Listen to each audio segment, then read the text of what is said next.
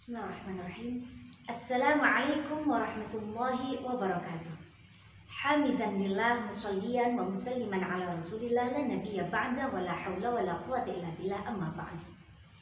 Sadatul fatayat al-ahibba, kali ini kita akan membahas tentang perdamaian dan ruang perempuan. Damai dalam bahasa Arab biasa menggunakan as-salam atau as-sulhu. Dalam Al-Quran ada 59 ayat yang membahas tentang perdamaian dan derivasinya dari keseluruhan ayat yang jumlahnya 6.236. Artinya, dari sekian banyak tema dalam Al-Quran, 0,95% memiliki relevansi dengan topik perdamaian. Boleh dikata Islam tidak hanya mengatur manusia tentang ritual ibadah saja, namun Islam juga membawa pesan perdamaian, toleransi, dan misi kemanusiaan. Maka sangatlah benar firman Allah, surat Al-Anbiya ayat 107, "Wa ma arsalnaka illa rahmatan lil alamin." Rahmat dalam arti perlindungan, kedamaian, dan kasih sayang.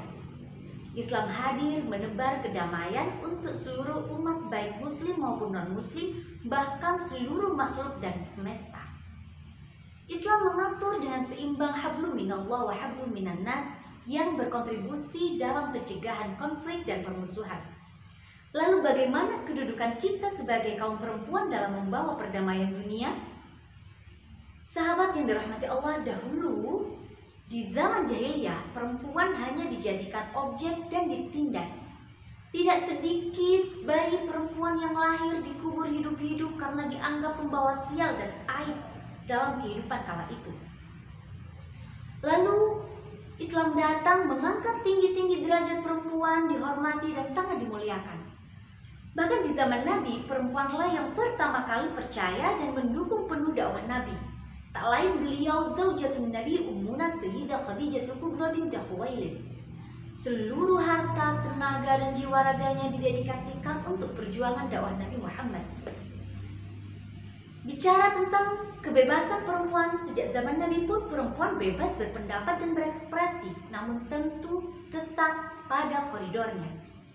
Bahkan Nabi pernah diprotes oleh Sayyidah Ummu Salamah yang merasa ada subordinasi pada kaum perempuan. Ini dilakukannya demi kesamaan kesempatan menuju derajat kemuliaan seorang muslimah. Karena dia menganggap hanya laki-laki saja yang disebut Al-Quran dalam segala hal.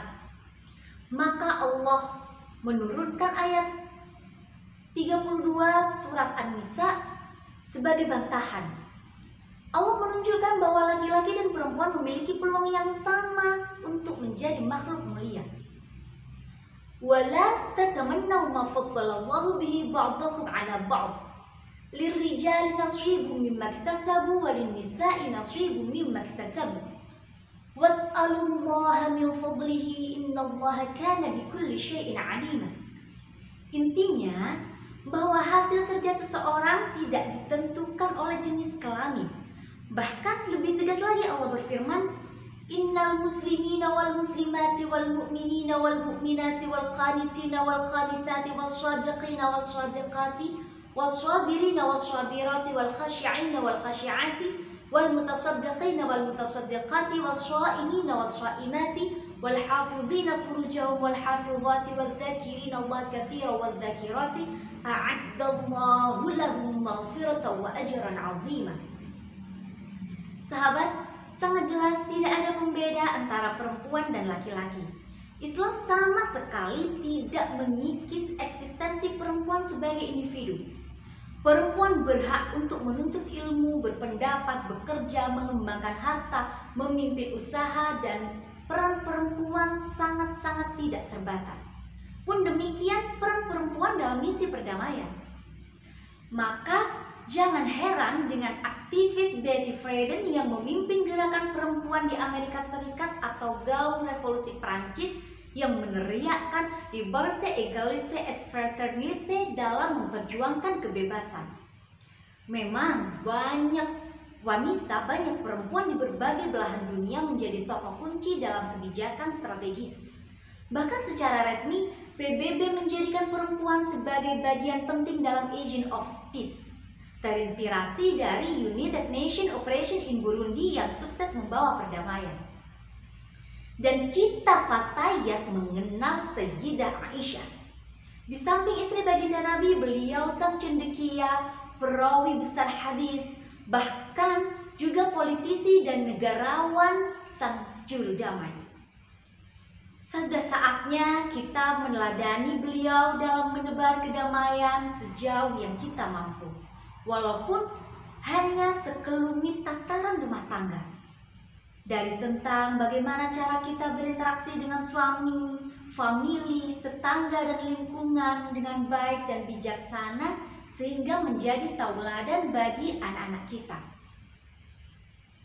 Secara tidak langsung, kita sebagai ibu, anak-anak belajar dari tingkah laku lekat kita dan dapat mencetak generasi unggul yang toleran dan cinta damai. Sangat tidak harus kita menunggu punya peran yang buruk di tataran pemerintahan atau ormas yang mengusung agent of peace, lantas kita bertindak sebagai sang juru damai.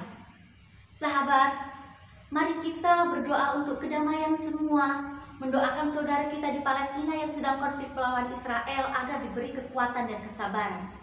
Yang terpenting, mulailah berdamai dengan hati dan sekeliling kita, teruslah menebar kedamaian dan bermanfaat untuk semua.